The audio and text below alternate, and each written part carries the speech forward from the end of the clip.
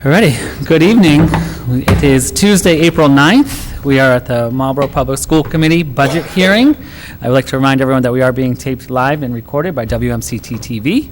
Having said that, I'll call this meeting to order at 7:03.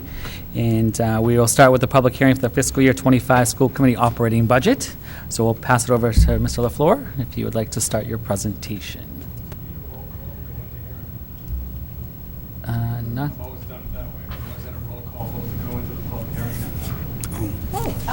Okay. We've done that before, but okay. For a public hearing? We can do a roll call. We can. There's no harm in it, right? Would you like to all go around and state your name for the roll call then, please? Start on this side. Waiting for us. Earl Geary. Catherine Hennessy. Denise Ryan. Michelle Bowden-Hettinger. Mayor Christian Dumas. Heidi Matthews. Dan Caruso. Thank you. All present. Thank you. Thank you, Mr. Mayor. So we've put together a very short presentation. Some background on it. The fiscal 25 budget was developed with input from district administrators, including school principals and department heads. Each budget center was allowed an opportunity to make a budget request that aligns with the district's long-term goals. All requests were considered and prioritized by the entire administrative leadership team. As we go through these few slides tonight, we'll review the state funding and Chapter 70 aid. We'll look at some current issues and budget drivers and several future items that may materially impact budgets going from fiscal 26 forward. And we'll look at the updated four-year funding plan. Now, the slide I have up on these screens here is the preliminary fiscal 25 state funding as announced by the state. This includes another 1/6 increment of the Student Opportunity Act. This will be implemented in fiscal 25 and fully implemented in 27. So this is actually 2/3 of the SOA is embedded in these numbers now. It'll be 2 additional years, 26 and 27. The foundation budget, which is net school spending here in Marlborough, increased by just over $4 million or 4.6%. Chapter 70 aid to the city of Marlborough will increase by $1.875 million or 4.09%. You can see the comparison of 24 to 25. Enrollment's gone up by 55 students. The foundation budget a little over $4 million. The required district contribution has gone up $2.1 million, with the remainder being the Chapter 70 aid.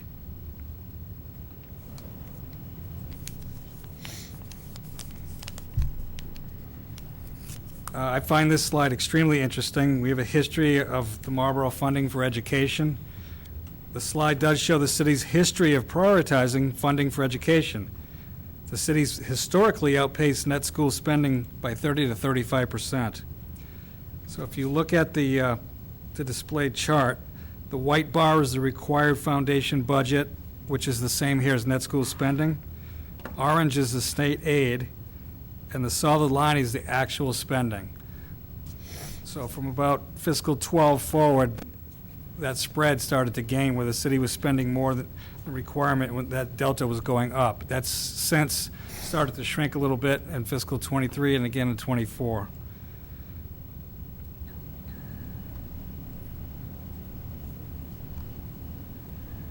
This slide recaps the change of Chapter 70 state funding over the last 10 years.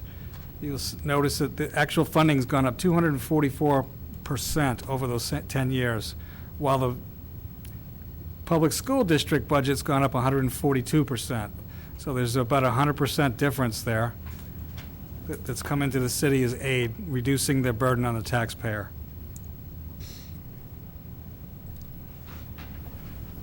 Several budget issues and drivers are causing some of the increase in the budget. The first one is McKinney-Vento, which is our homeless students. The second, foster student transportation. The third is special education transportation. All have gone up dramatically this year. Out-of-district special education transportation is partially reimbursed through the circuit breaker program back to the school department. However, partial reimbursement for foster students and McKinney-Vento expenses are reimbursed directly to the city and go to free cash. And this causes an issue with years like this year. Funds must be taken from other sources to pay these expenses. So we don't have an offset coming in to help us immediately with those specific mandatory expenses. Out-of-district student tuition has also increased substantially. The state has approved increases of 18.6% over the last 2 fiscal years. Ongoing collective bargaining will also impact our budget. The increased rates of inflation over the last few years will increase the cost of staffing our schools beyond the more modest increases of the recent past. We have several issues coming forward here in the future that more than likely will impact future budgets. One is the Richards Elementary School project. Marlborough was one of 10 municipalities that successfully submitted a statement of interest in 2022 and invited into eligibility period in June of 23. As of February, this phase has been successfully completed. The Richard project will be included in the MSBA Board of Directors meeting on the 24th of this month. We are hopeful that the project will be invited into feasibility on that date. Transportation will also be an issue going forward. Fiscal 25 marks the 5th and final year of the current transportation contract. The district will issue a new request for bids this fall, with the new contract starting in fiscal 26. This will be one of the most significant future funding drivers for the district. Based upon recent area bus bids, we are projecting a minimum increase of $1.5 million from 25 to 26, with a built-in significant annual increase thereafter. And this assumes level transportation services.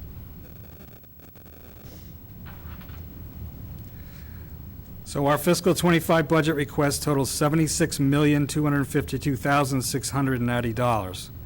This is a 5.91% increase over fiscal 24, or $4.25 million in additional funding.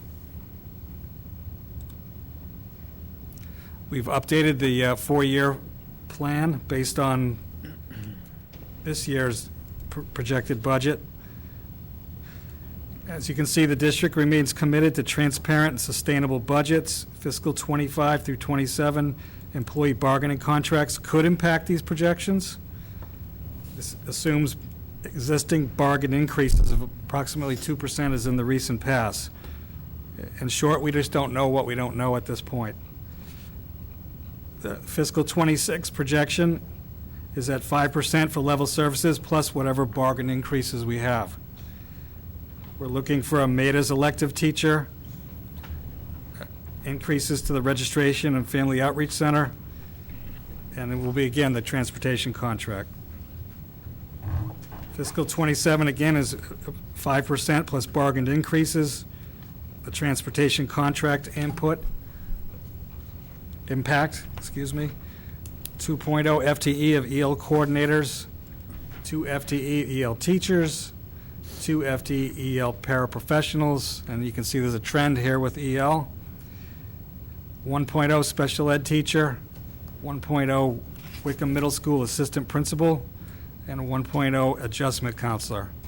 The fiscal 28 column has been left at level service projections only.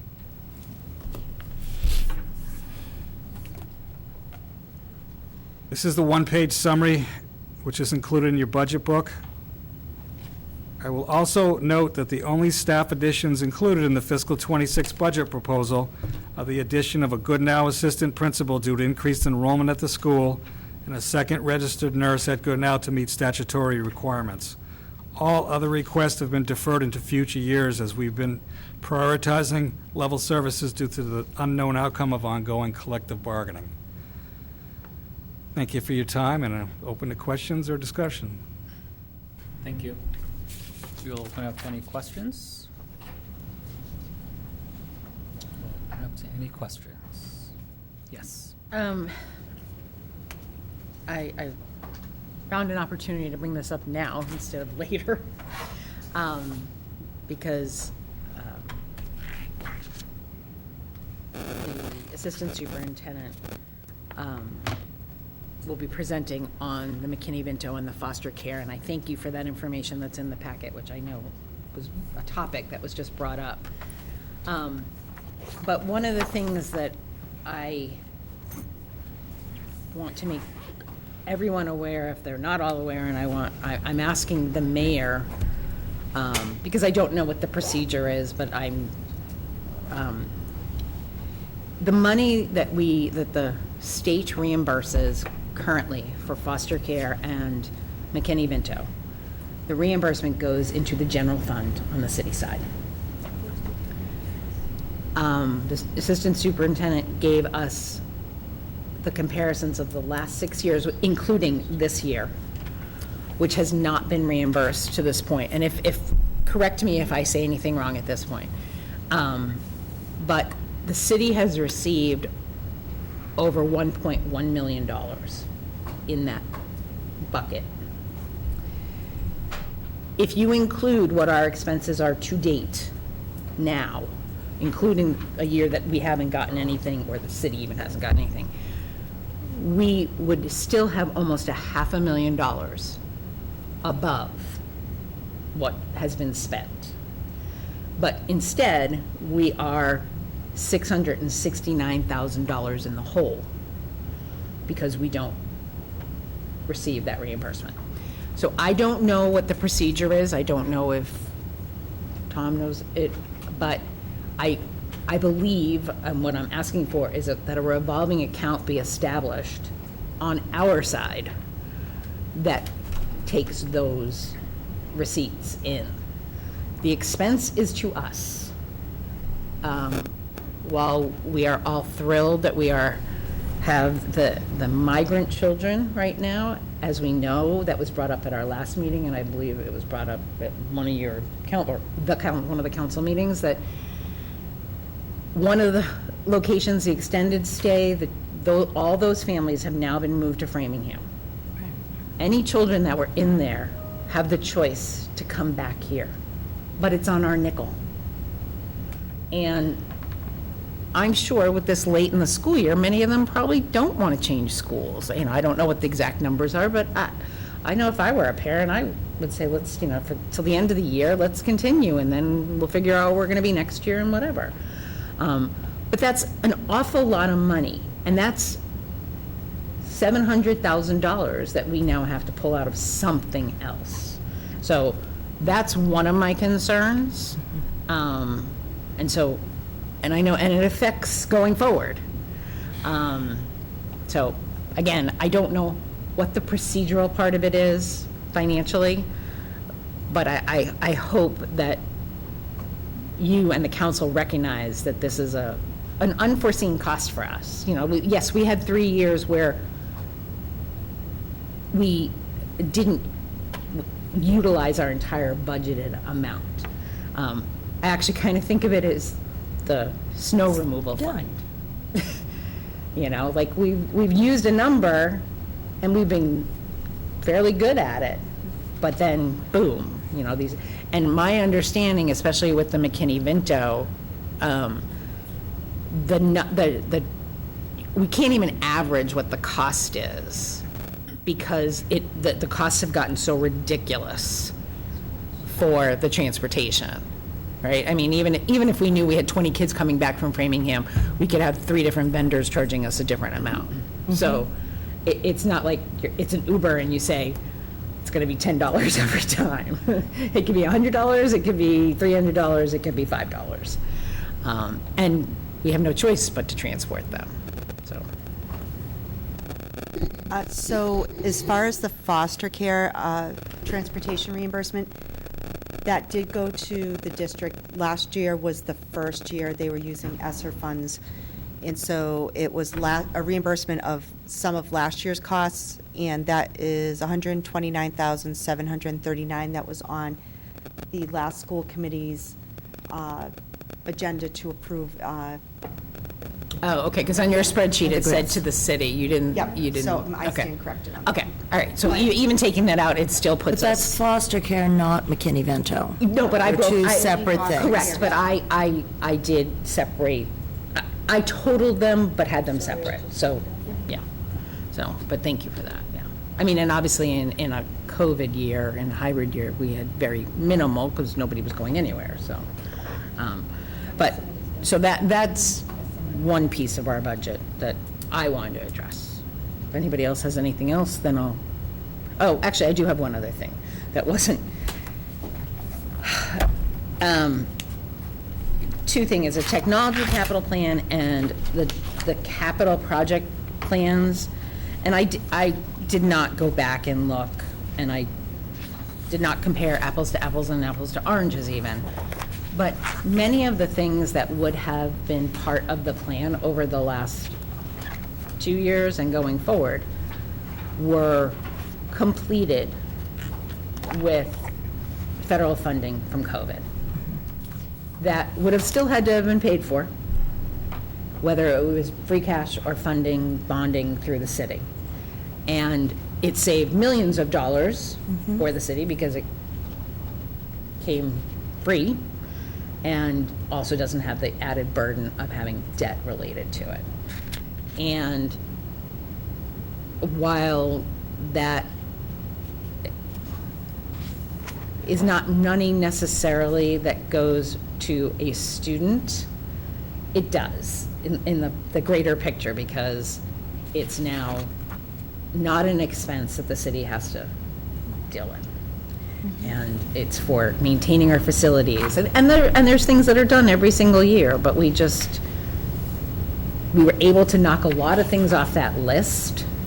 And I mean, I did go back and I looked at the previous 2 budgets and looked at it, and when I started to go to compare, it was hard to compare because priorities changed on our capital improvement plan, because funding was like, okay, do the HVAC. And we got lucky because we were able to order everything right in time and all those things, you know, timing wise. Same with technology, you know, like we've been fortunate at times where we're able to order and save some money and do things, but we can't not recognize the needs of our students and our needs of our city and its growth. So that's my 2 cents. Yes. Thank you. Just clarity on that, relative to the computer and technology plan. I would just say that I think one of the benefits was actually this district was in a much better place than many districts across the state when we actually landed in COVID, because of the technology plan that had been put in place and established for the city from a planning standpoint. And an expenditure standpoint, because we were far advanced of many of the districts, which I think is really advantageous about actually the forecasting and the planning. I appreciate that we, over the years, have worked closely on trying to make sure that we have had a good relationship on turning money back over if, in fact, we were in a position to do so. I think that's part of what I would say is a benefit of having a good relationship with the city council and, you know, the mayor's office and the school committee, is making sure that we're all on the same page about our priorities and our needs for the city. You know, I think we've done well with planning. And I think that that's a track record that needs to be acknowledged, that we have done well. We put the planning out there. Things that you've highlighted here, specifically in regards to the McKinney-Vento costs and the foster care costs, those are unforeseen type of costs. And that's something where I think it needs to be a discussion point with the city council when these things do occur. I would hope that it would be able to be recognized that those are unforeseen costs, that we cannot have any kind of foresight about that kind of thing coming into play. It happened across the state. So that's something where I would hope that we could have conversations with everyone about how to actually close the gap there. And we have obviously opportunities to look at whether it be some of the Chapter 70 funding, the situation over the years, and all of our percentages, where it's provided ample opportunity for the city to be able to utilize free cash on their side to make sure that they're addressing community needs. this is a community need as well. So I think it's just kind of, the back and forth that we need to work together to come up with the solutions to make sure that we're addressing all of the needs of the constituents that we have across the community. And here's our opportunity. We have a few things that we've highlighted within the budget structure, and this transportation costs. These are, what we have to address at this point. And my hope would be that it allows us to have open conversation with the city council about how we need to move forward at this point. But whatever. Any other further discussion?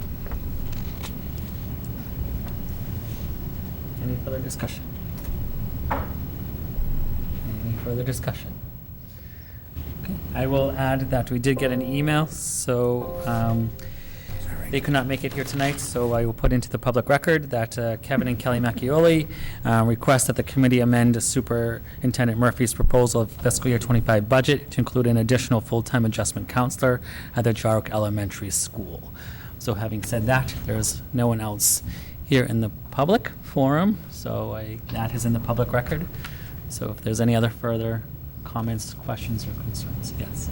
I just did a little research around that, just because we had all received that communications, and just, some pieces of information that I think is kind of critical to make sure that we kind of understand around that. All of our elementary schools currently have 2 adjustment coordinators per school. That would be for 808 students at Goodnow. That would be for 682 at Jarwick. That would be for 553 students at Kane. And that would be for 604 students at Richer. So as you can see, we have varying amount of students.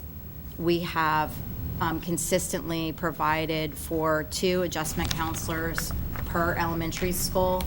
I know we'd love to have more in different situations to be able to support, but from an equitable standpoint, we are making sure that we're trying to meet those needs. And even if you look further, Whitcomb with 944 students, we have 3 adjustment counselors there, and at the high school with 1,013 students, we have 5. So, I completely understand where he's coming from. And I think if we had lots of different buckets, there would be a lot of different things that we would love to be able to do. But I think we have to also recognize that looking at our student counts, we could not necessarily, I don't feel comfortable even asking the superintendent to consider putting in 1 additional adjustment counselor at Jarwick, and not looking at something that would be equitable across all of the elementary schools. And realistically, that's just not something that I think we can amply put into our budget to put across all of our elementary schools at this point. I think it's a lovely and valid point. Love to do it. Just don't think that fiscally we have the opportunity at this point. And I wanted to make sure we were all on the same page about the number of students that we would be supporting or not supporting, however you want to kind of look at the glass as half full or not. So I think we're doing a phenomenal job at this point. So thank you. Thank you. I would also like to add that a couple of things is also at every school we have a dedicated school psychologist in addition to the school adjustment counselors, which is not a typical model in most districts where there would be a smaller amount of school psychologists that would only go out to schools to do special education testing, but we have one at every single building along with the school adjustment counselors. Additionally, we have also layered in outside agency services. We have partnerships with advocates, so we have therapists who come into each of the buildings, and we just recently partnered with Cartwheel and contracted out, that's through the Bright Foundation, Bright Agency organization, and that's another layer of counseling services that we have for not only for students but for families as well, and they also provide outside counseling. So an FTE isn't in itself all of the services that are available. Any other further discussion regarding the fiscal year 25 operating budget? Seeing none, I now close the public hearing. And now in a motion to adjourn. So moved. Seconded, all in favor? Thank you very much. We adjourn at 7:27. Thank you. Let's do a 3-minute recess until the school committee meeting.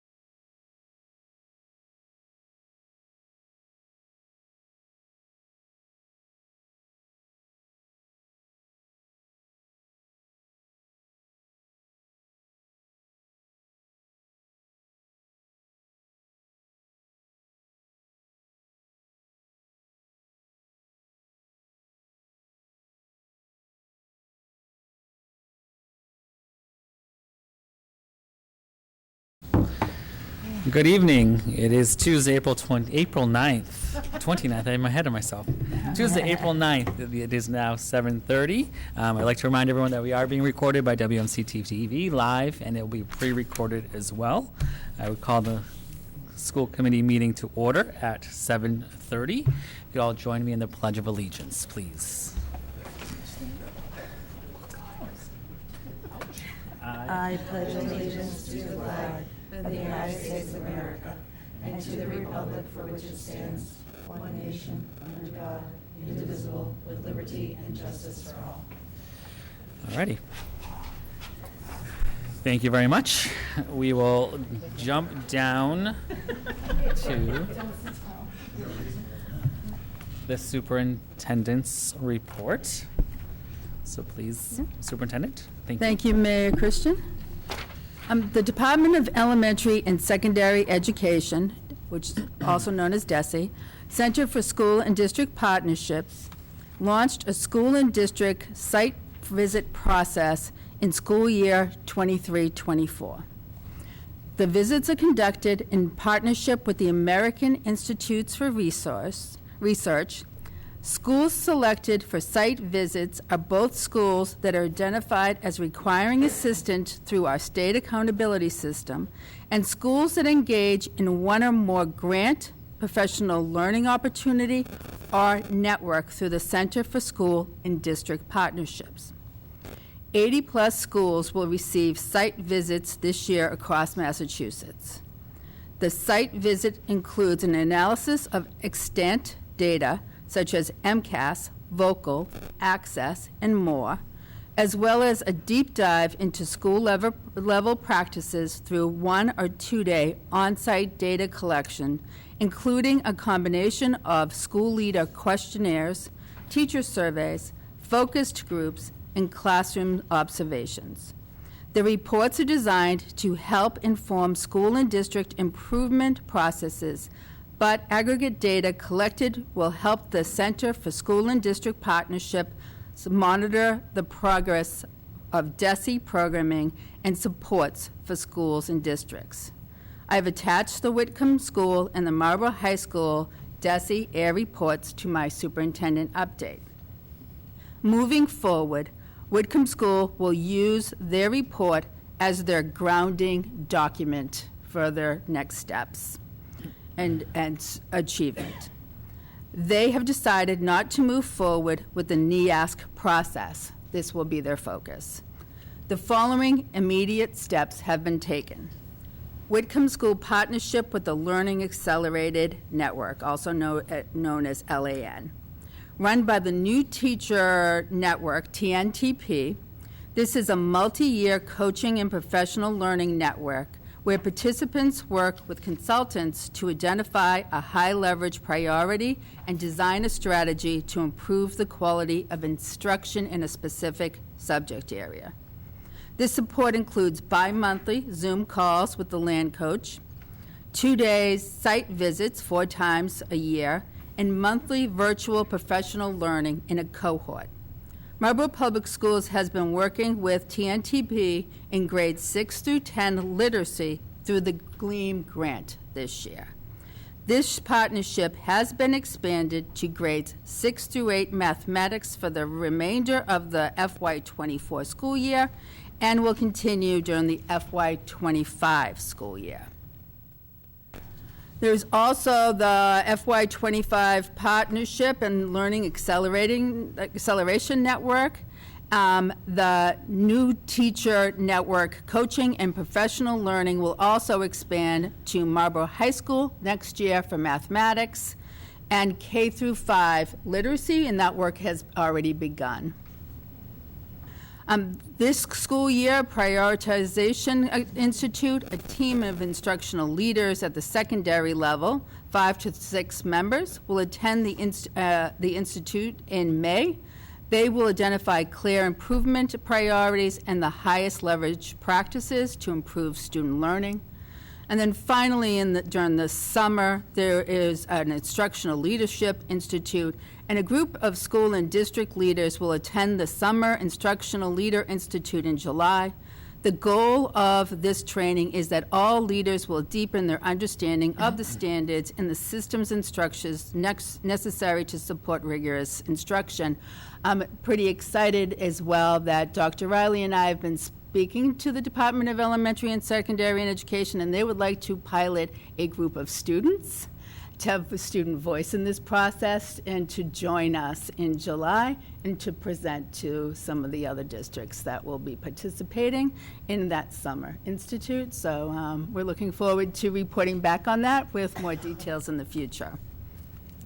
And finally, for my report, I just wanted to start the process. 2 years ago, we reviewed the bullying plan and intervention and prevention plan, and we updated it. And we are now beginning the process for our biannual review of the Marlborough Public Schools Bullying Prevention and Intervention Plan. On April 30th, I plan to submit the plan to the committee for discussion on any possible edits or revisions.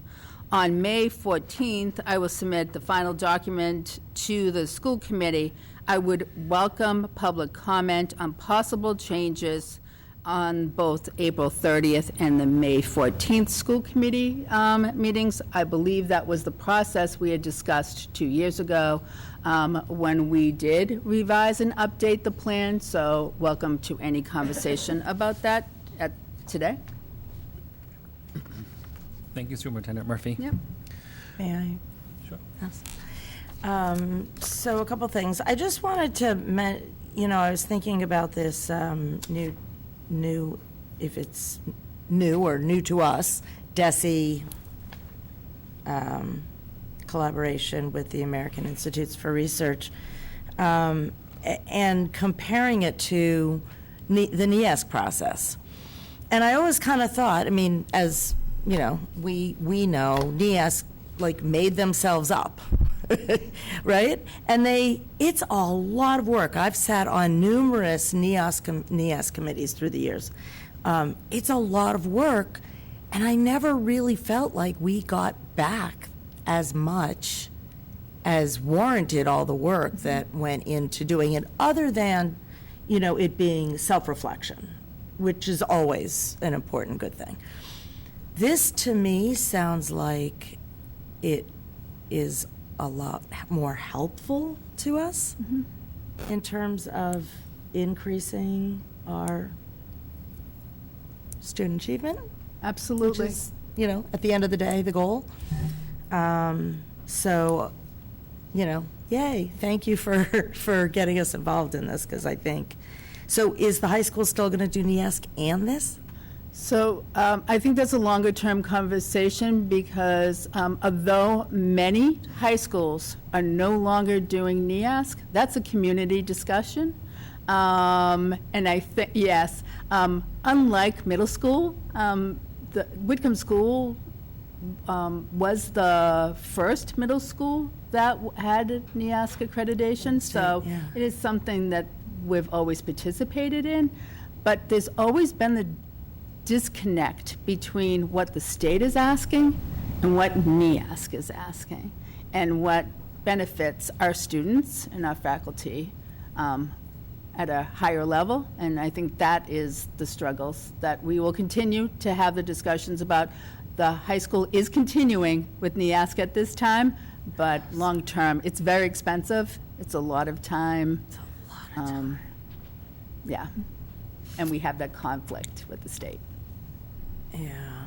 And then I did want to just mention that although, the bullying plan, as we've discussed, is pretty much a template given to us from the state, there isn't a whole lot that we can add or subtract to it because it's mandated.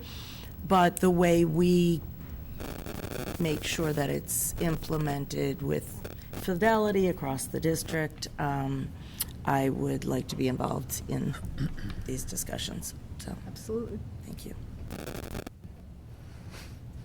Thank you. I appreciate that.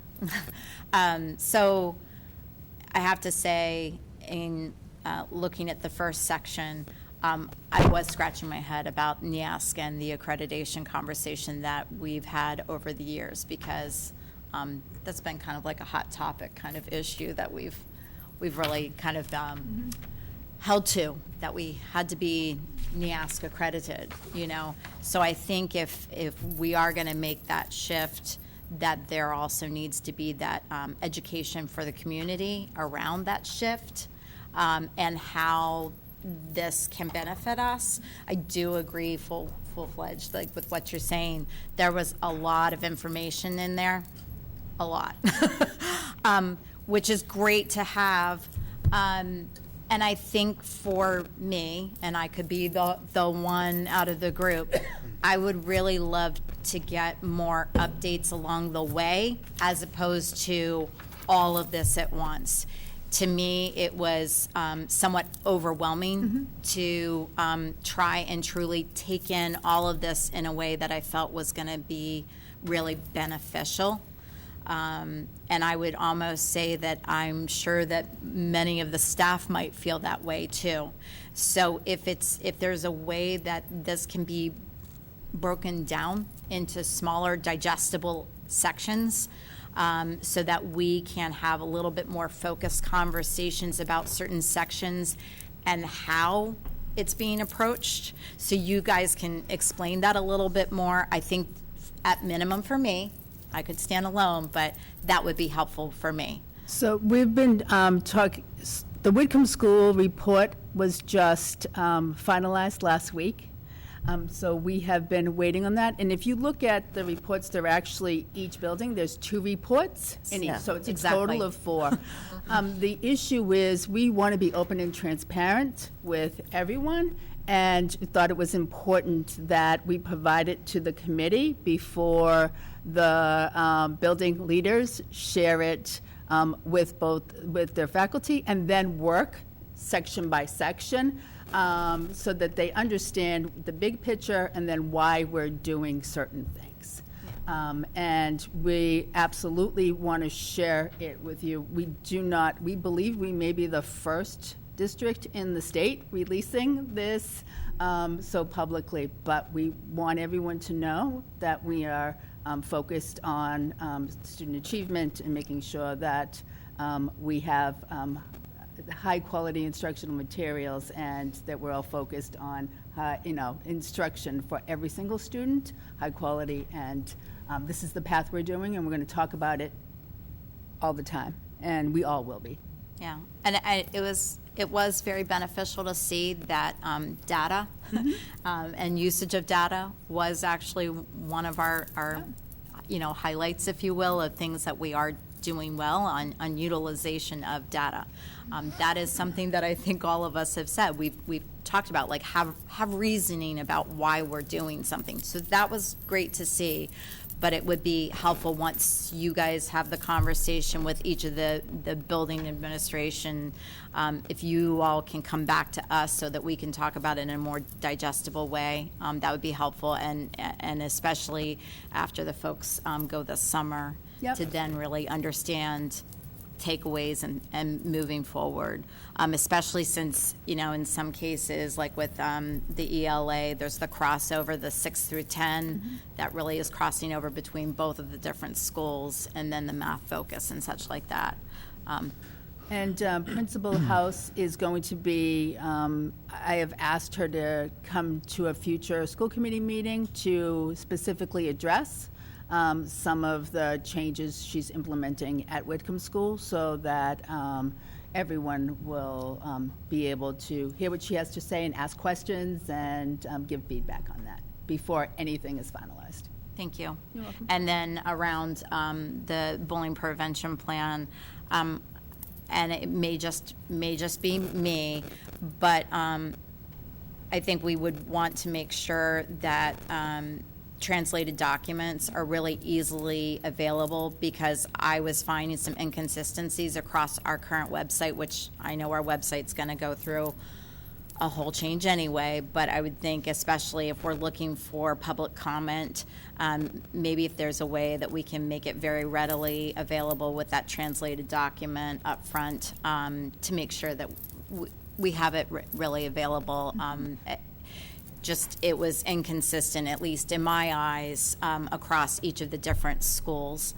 So I would just think that we probably need to take a look at where it is and that we get it out there. And as Michelle was saying, I'd love to be a part of looking at that as well, deeper. And really, some of the things that we really have focused on within the district, like the restorative justice practice, and some of the anti-hate,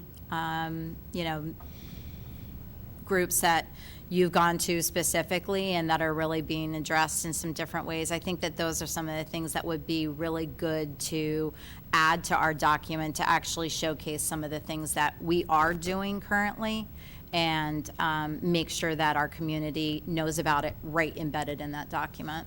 So, thank you. Yes. Excuse me, to piggyback on what Mrs. Hennessy stated, I think I too was very overwhelmed by all the information in there, and as I'm sure you guys were, and I would love to understand more about it, but I don't want it to be, and everybody else may not. Catherine said she does, but and so if I can suggest, I don't know if there's an opportunity when you're rolling it out, if it's larger groups, if those who want to attend could come and listen, rather than you having to repeat yourself. Yeah, I don't want you to have to make separate reports. No, and I don't want to just do a would like, workshop over it, because it's not. If you're going to have a it's- meeting, I just would like to be Yeah, invited. that's just all. something that we can listen to, because I think everybody, well, I'm not, I don't know if everybody, but most of us have been part of NEASC and that process. Right.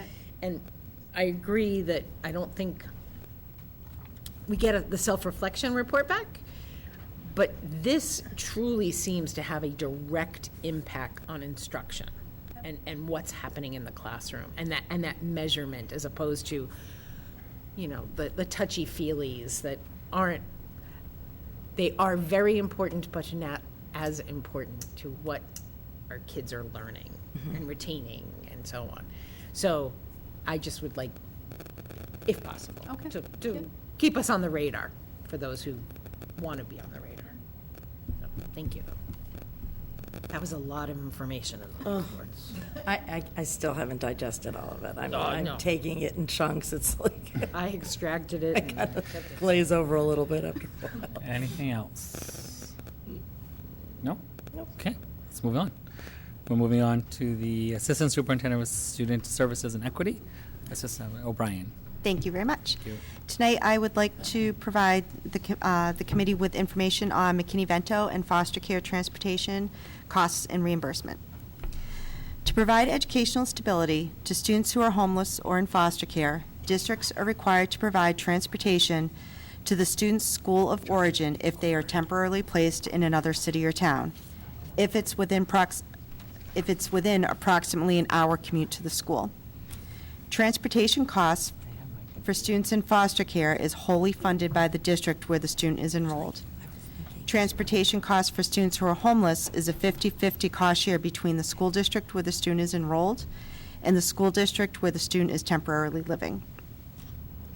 Total transportation costs vary widely from year to year and are difficult to budget. A district cannot forecast how many students will need transportation, and there's no fixed cost from vendor to vendor. The state reimburses some of the district's mandated McKinney-Vento transportation costs subject to appropriation in the year after the expense is paid. Additionally, the state has provided some reimbursement for foster care costs in the last fiscal year. These reimbursements were intended to help defray unanticipated costs that can occur. Due to the unprecedented number of students placed in state-designated shelters that have needed to be transported to their school of origin, the state is providing accelerated reimbursement for some of these costs during this fiscal year and not delaying payment. We're currently in the process of preparing a claim for transportation costs for students in shelters to their school of origin to submit at the end of the month. Presently, the district is $716,548.49 over the budgeted amount of $235,000 for McKinney-Vento and foster transportation costs. There may be additional costs added to this amount through the end of the school year. The district is requesting that moving forward, state reimbursements for this transportation that the city receives goes directly to the district to offset the costs. Attached is a breakdown of costs and reimbursements for the last 5 years. And I do need to make a correction on that, in that I inaccurately reported that the state foster reimbursement, it wasn't reimbursed in FY23, it was in FY24, and that amount was provided to the district, not the city. That was on the last school committee's packet for approval to be accepted as funds. Any questions? For clarity, can you repeat that? I can. So it's in that last column on that second page. State foster reimbursement, it says to the city, that should be to Marlborough Public Schools. Okay. The amount is correct, but it was reimbursed in this, currently in FY24. So it's the So those 120 funds we will use those funds towards, the 129,000? Yes. Perfect, thank you. And that's just foster care. correct. And to clarify, that was only because now foster care is being broken out and the superintendent was allowed to apply for the reimbursement. Yes. Okay, yes. Can I ask for further clarification, just to make sure we're on the same page? Since we have the two columns, we have the state McKinney-Vento reimbursement to the city, so that's passed, and that did go directly into the city, correct? Okay, and then the next column would be the one payment that was relative to the state foster reimbursement, and that's the column that did come directly to the district. Correct. Okay, thank you. Just one. What was incurred? The foster is through ESSER money. That will not be a long-term. Right, that's just Yeah. the Yeah. one-time situation at this point. We believe that there might be a second reimbursement of foster Might for be. this year. And so for expenses that we're paying now for McKinney-Vento, that typically would be reimbursed next year.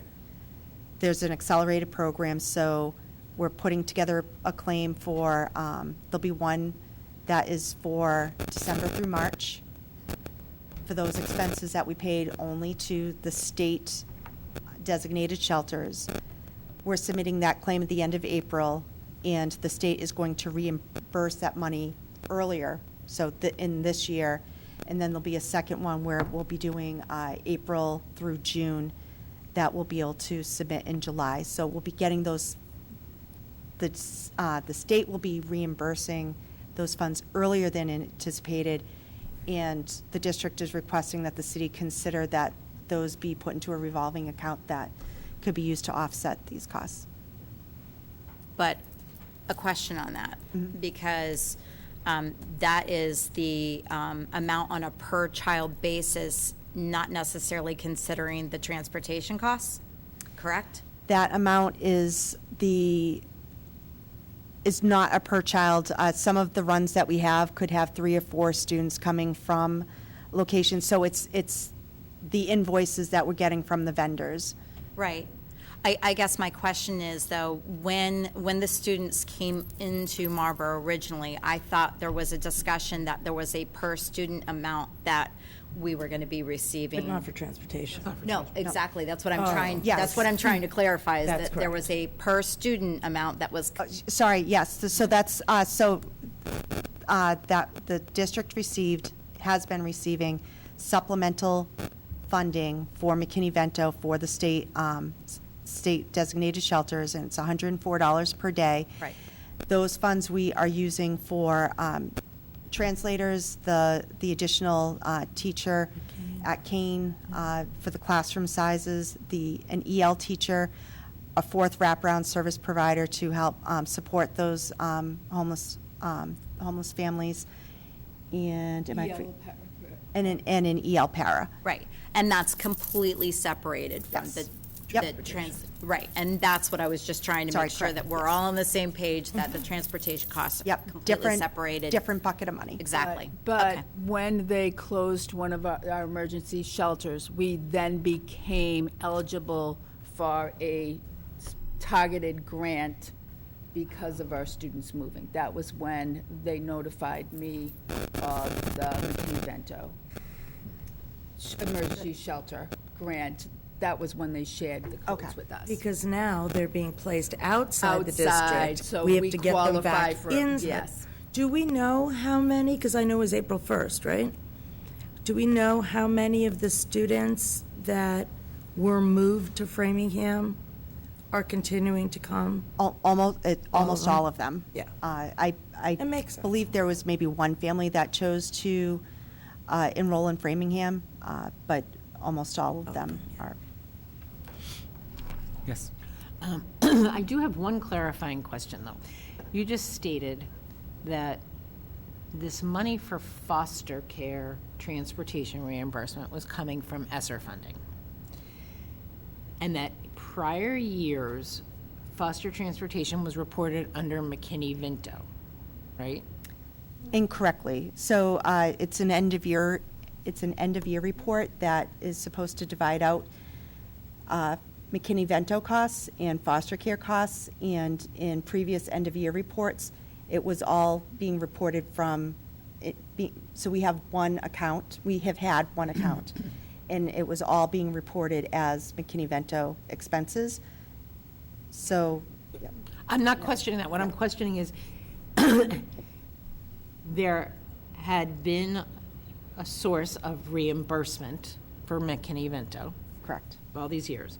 Was there always a source of reimbursement prior to ESSER funding? For foster care? For foster. For foster, no. No. So how do I say this without being rude? Is this a way of them utilizing ESSER funds to use up the account and earmarking it for foster care now all of a sudden? Like, in having the expectation of getting money for foster care and then not having it again? I'm not sure Okay. what, the rationale What the was. motivation. Yeah, I mean, Yeah. it just, Right. it's like, why all of a sudden are we, like, Yeah. is somebody saying, oh, you need that, They you know? should have been giving it to us all along. Right. This is I'm almost saying it was, you know, you telling me that it was incorrectly, I'm saying, I don't care where it was, because we were Right. getting money back. Right. Now we're breaking it up. Right. We're still there. And we still have Right, to exactly. transport them. And now we have, you know, Yeah. what, 160, or sorry, $265,000 this year alone, just foster care, is ginormous. substantial. Yes. And so decisions for whether or not a student stays enrolled in the school of origin or enrolls in another, where they are placed for foster care, the decision lies on on DCF. They make the decision. We'll have a best interest determination meeting where both districts will get together with DCF, and it's usually a virtual meeting, talk about the student and whether, how long the placement is going to be. So, but however, it is still DCF's decision. And like, for instance, we've had a foster student that has been transported from Worcester for 5 years now. And it's supposed to be a temporary placement, but again, it's DCF's decision. For McKinney-Vento, it's the parent's decision on whether or not where they want their child to be enrolled. The only way usually that a district can appeal and challenge that is if the length of the transportation is More than an hour. more, yeah, like 90 minutes. You know, if it's an hour and 5 minutes, that's usually still within reason, depending on also No the child age, should have to sit the age of the in a Right. child van too. or a car or whatever for that amount of time. But again, that's DCF making that decision, not us. So. Okay, thank you. Thank you for the clarification on that, because I'm Anything a little else? confused. No more questions? Okay. Moving on to acceptance of minutes. Minutes of the January 24th, 2024 School Committee Workshop. Motion to approve. And seconded. Any comments, questions, concerns? Seeing none, all in favor? Motion carries. Minutes of the March 26, 2024 School Committee meeting, Motion to approve. and seconded. Questions, comments, concerns? Seeing none, all in favor? Motion carries. Perfect. Okay, moving on to public comment. Is there any public comment? Public comment. Is there any public comment? Public comment. Is there any public comment? Seeing none, we'll move on from that. Action items. Fiscal year 25 school choice participation. Yes. Thank you, Mary Christian. As required by the Massachusetts Department of Elementary and Secondary Education, prior to June 1st, 2024, the school committee must vote as to whether or not the district will accept school choice students in the upcoming 2024-2025 school year. Currently, the Marlborough Public Schools does not accept students through school choice, and we are asking that the school committee take a vote tonight on not to participate in school choice for the 2024-2025 school year. Motion to not have school choice next year. Motion's on the table and seconded. Is there any discussion? None? Okay, all in favor? Any not in favor? Oh, no, no, no, no. No? All in favor? Okay, motion carries. Okay, all righty. We don't have room. That's why I asked. Okay. I don't have room in my philosophy part. Acceptance of donations and gifts. There is one from the Richer School PTO for the Connections Program for $500. So thank you, Richer School PTO. Motion to approve. Motion to approve Excuse me. is on the table and seconded. Any further discussions? I have a question. Question.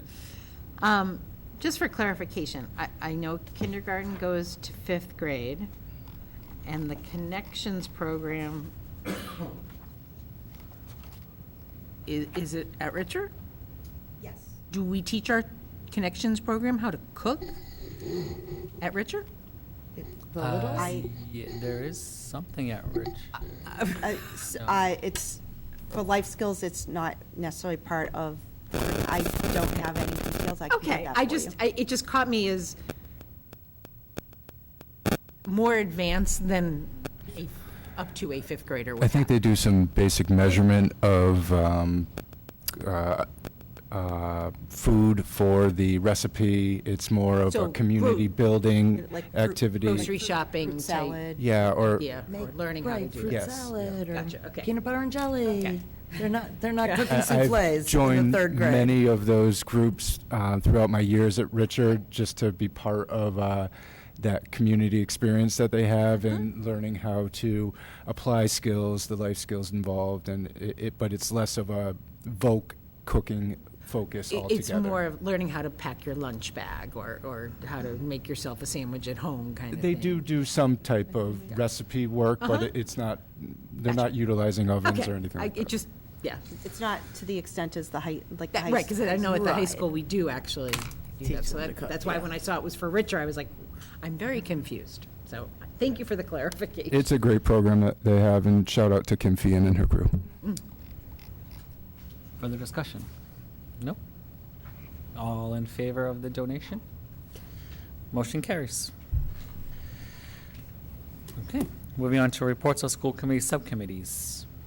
Yes, Ms. Hennessy. Thank you. So the policy subcommittee did meet, goodness, I wish I had the date now in hand. We just met like a week or so ago, where we were trying to establish in our minds the way that we were going to be approaching the new identification for the policies moving forward, and timing it to the new website.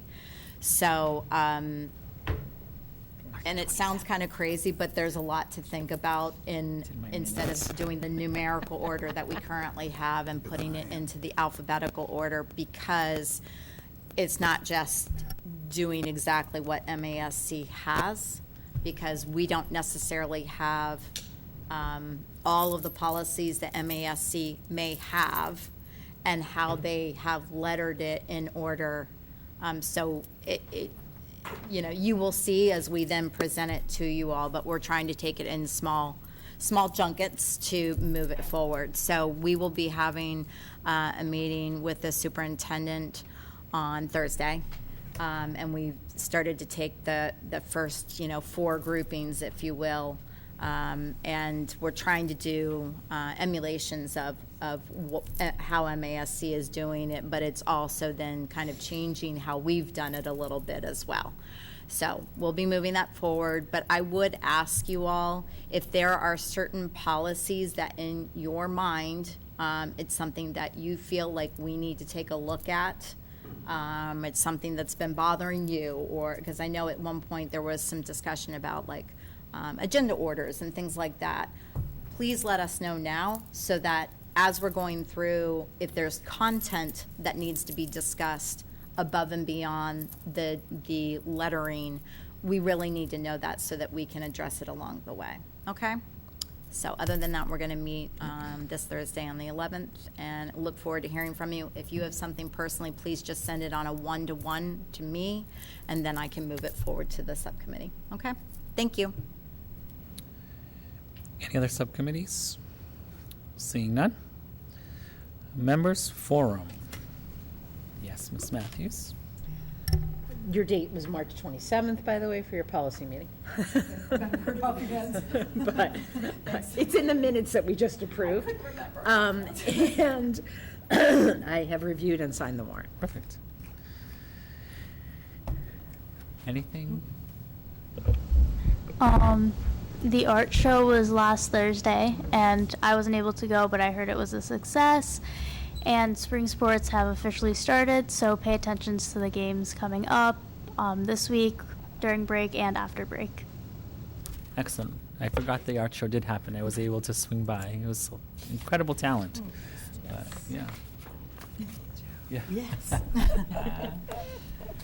Members Forum. Yes. Just a reminder that what day is it? Thursday. April 11th is the spring concert for the high school students at Wickham. What And time? it's free admission. I believe it's 7, but check the website just to confirm. Okay. And I just wanted to let you all know that today I had the opportunity of attending the MIA annual meeting down at Gillette. And it was a really, really good meeting with a number of topics covered. One being growing game officials, and it's something that I know that I've mentioned to you all, but I really think it's a great concept. I know I spoke with Jeff Rosinski while we were down there, and love to talk to Dr. Riley about the opportunity of creating this potential class where there's a curriculum called Ref Reps, and it really allows opportunity for like a PE health wellness kind of credit, but also teaching students a great skill to become an official, and it especially would really allow for many of our students to actually immediately participate in being officials where there's an official shortage across the state. So, you know, I was thinking of opportunities where we could work with some of the rec leagues, whether it be, you know, softball, soccer, lacrosse, you know, trying to give immediate opportunities to students to gain money and a valuable skill that they could have throughout their life. So hopefully we can move something forward there. There was a second one, which was about gender participation, and it was absolutely fantastic. Really helped to speak about how Massachusetts is really leading the way of providing opportunity for students that are male, female, and everywhere in between. And we are one of the states that really provide that opportunity because of our Constitution. So something that we really should be proud of. And then the third was about addressing hate in school sports, which you had the opportunity of attending the Northeastern program. But it was a really fantastic panel that really discussed it more in depth. And Tom Scott, who is the past MASS president for the Superintendent's Association, was one of the panelists. And Mike Rubin, who works with the MIAA, but as well with DESE on really moving forward restorative justice practices around some of the different situations that you potentially have seen within the media of potential hate issues at sporting events. And he's really tackled it head on, and making sure that we don't just hide something, you know, don't push it under the rug. And I have to say, they were really talking about making a proactive decision, not waiting to be reactive.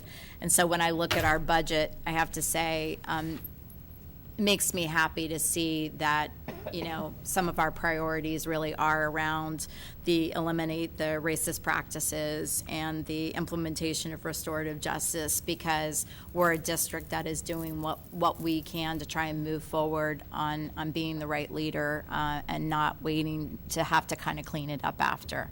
So kudos to us. But it was a great day. Thank you. Yes. So I just, not to trump you, but I just returned from the National School Boards Association conference in New Orleans, where I was able to, it was kind of, you know, like, I've never been to a national conference before, so it was kind of like our state conference at the Cape, except on steroids. And it was really... There was no promotion of steroids. That is accurate. Yes, we do not promote steroids. So I'll just, you know, give you a sense of, you know, when we go to our state conference, we have keynote speakers, and they're usually someone that most of us have never heard of before, but they're usually, you know, teach us something important. Well, I'll just tell you that the 3 keynote speakers, the first one was Ruby Bridges, who, for anyone who doesn't recognize that name, she was the little girl that was basically the face of integration of African Americans into public schools. So just being in the same space with her was incredible. Tim Shriver, whose mother started the Special Olympics, which resonates with you. And he talked a lot about that, and also he speaks a lot about conflict that people have with each other, and it all boiling down to a lack of appreciating each person's dignity. And he's got a whole program on how you can work in teams and groups and monitor your own behavior. It fits really nicely with restorative justice, I think. And so I brought back a lot of materials.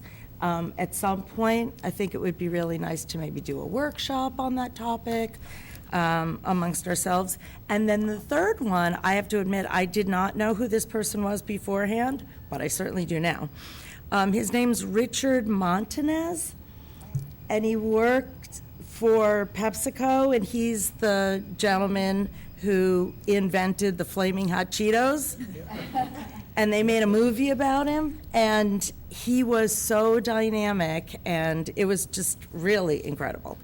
But the one huge takeaway that I came away with, which I think really fits in nicely with this new program that we're going to be using to help us to work towards student achievement, because, 18 years sitting in the seat, I still always struggle with wanting to understand how school committee members can best help to drive student achievement and making that connection, because, most of us are not educators ourselves.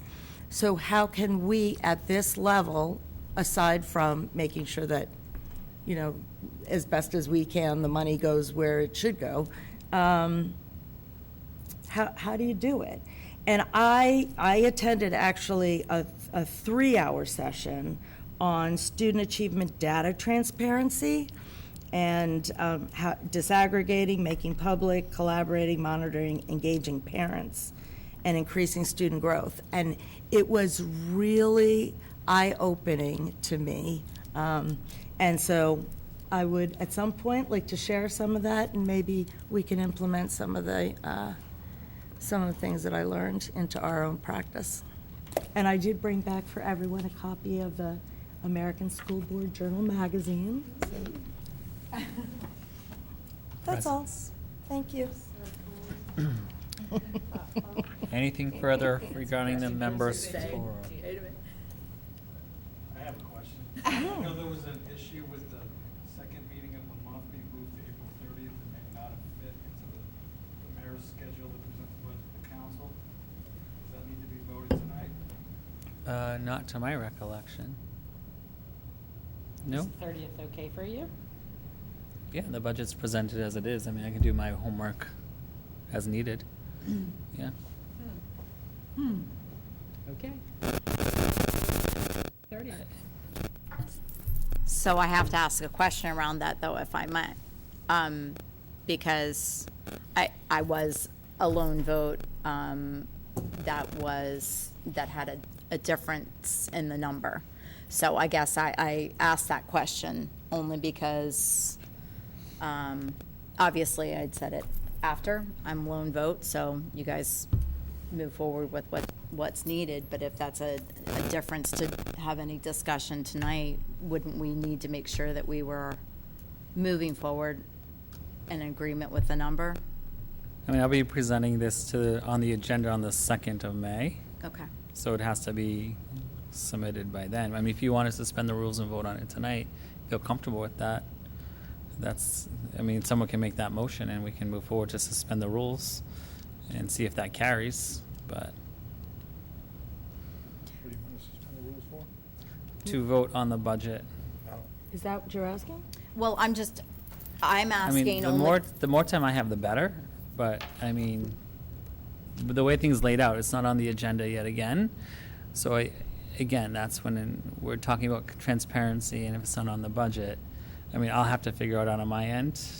We're going to be doing our due diligence on I don't think it's going to go up or down, but again, that I don't know. so. Well, and I guess I'm just asking that question only because obviously you need time to prepare what you need to move forward with. And we didn't have public comment. I mean, we didn't have anyone Right. come Sure. to the public hearing. We did obviously receive that one communication, which was Right. helpful to have at least a communication from someone in the community, which is great. I just wanted to make sure to say something tonight, only because I would like to make sure that you have as much time, as much lead time as possible, because you do need to have your information to be able to move it forward appropriately. And that's, I guess, why I'm bringing it up. If people feel like we are in a position that we need to move it forward tonight or not. And I didn't want to let it go without saying something. Yeah, again, I'm willing to entertain a suspension of the rules to put it on the table. So if someone wants to do that, so be it. So, You have a question? Yeah, I have a question, just legally speaking, because it wasn't listed as an action item on the agenda. Is that a problem, even if we suspend the rules? Because, as you know, we've had some people watching our postings lately a little bit more carefully, and I just want to make sure we don't end up with any kind of complaint. well, I believe to Ms. Hennessy's point that we had the public We had a hearing and public hearing. I there don't was no think- input there. So I think we're doing our due diligence. But if you to suspend the rules, you can suspend the rules for anything to put something on the agenda, and we'll see if that carries. And then if it does carry, then we'll vote on the budget.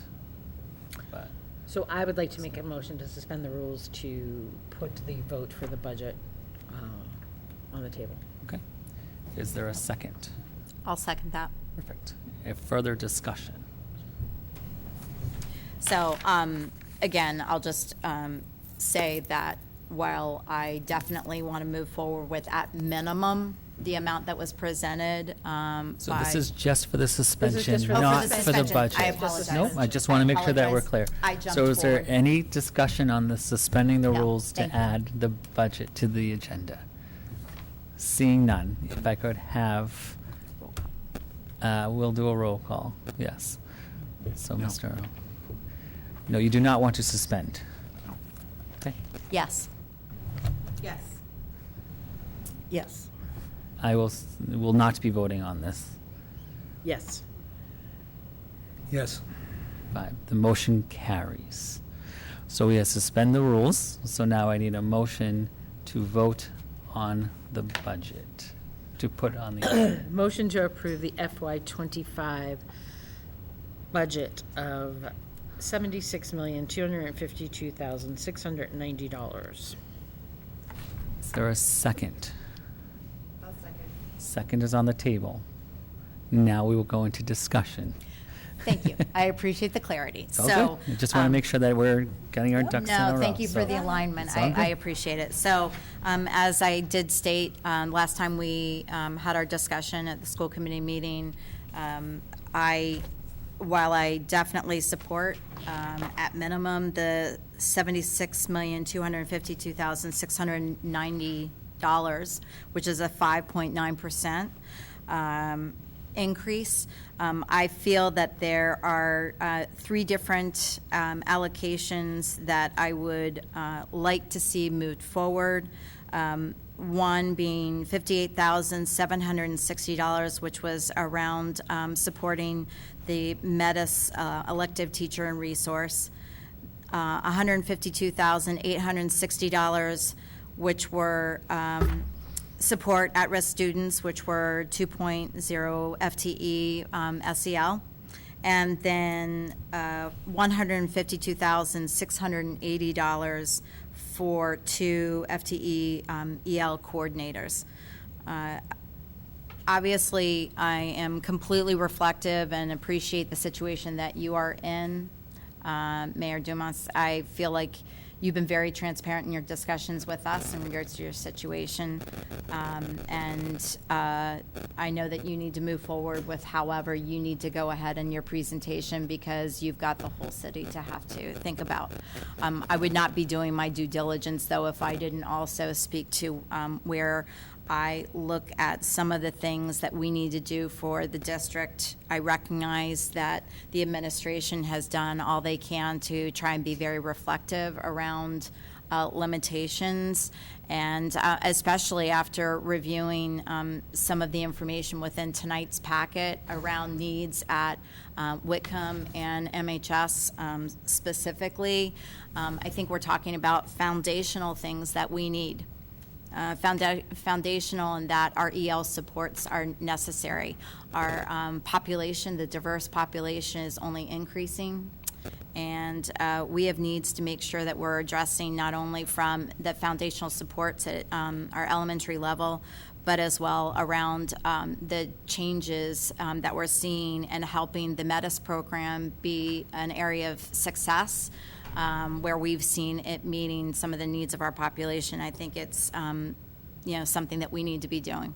So I would prefer if our budget was at $76,616,990, allowing for some of these items that have been identified and have been moved out would be able to happen. And that's my statement. So thank you. Would you like to make a motion for that, please? That's how we need to I move would think forward, at this point that we would probably need to vote on the current motion, but I would be willing to look for an amendment to your motion if anyone else felt that they would be in favor of that $76,616,990. So. Okay. So there's a amendment on the motion. I would need a second for that. Second. Second is there. Any other further discussion? So we're voting on your number. We're moving, correct. Okay. Yeah, let's do a roll call. So this is the motion to amend the budget for the number of what, 76,616? Yeah, 616,990. Yes, correct? yes, that is. Okay. We don't know what that ups in percentage. I apologize, I do not have the percentage. I'm not good like that. Hey, I did the math to get the same number as you. I'm proud of myself, but percentage is more than my little brain can Okay, so there's a motion on the table and seconded for the amount of 76,616,999,000. So moving forward, we'll do a roll call. So we'll start on this side of the room. So do you approve the motion as amended? Yes. Yes. I will not be voting on this. Yes. Yes. Yes. No. Okay. 5-1, the motion carries with the approval of the budget for $76,616,990. Okay. Anything else in the members' forum? Seeing none. Motion to adjourn. Thank you. Motion is on the table and second. Is there? We Oh, did- wait, that was the. That was the amendment. That was the amendment. We need to Right, vote on the budget. Still have to vote on it. Yeah. That was the amendment to the new amount. Sorry, I retract my motion to adjourn. Thought I fell asleep and missing one. She just, It was we just- didn't vote, it did was we? just- I didn't vote on that to adjourn. No, we voted on the amended amount. Okay. So now we need to vote on that amount for the budget. Okay. Sure. So we'll be voting on, so is there any further discussion on the original motion? $76,616,000. Moving it forward, 16,990. as the budget. Right, as the proposed budget to the city. You're making that motion, or you want me to make it? You making it? I'll make the motion. The amended budget of $76,616,990. Is any further discussion on that? You made a I motion, made the second. You're seconding. I second. Okay. Further questions, comments, concerns? Okay. All in favor with a hand raised? I think it's going to be the same. All in favor? Yeah? Okay. Actually, I will not be voting on that, so it's still 6-0 carries. Okay. Now a motion to adjourn. And seconded. Any further discussion? No? Don't want to just hang out anymore? No? We're good? All in favor of adjourning? Motion carries. We are adjourned at 8:27. Thank you.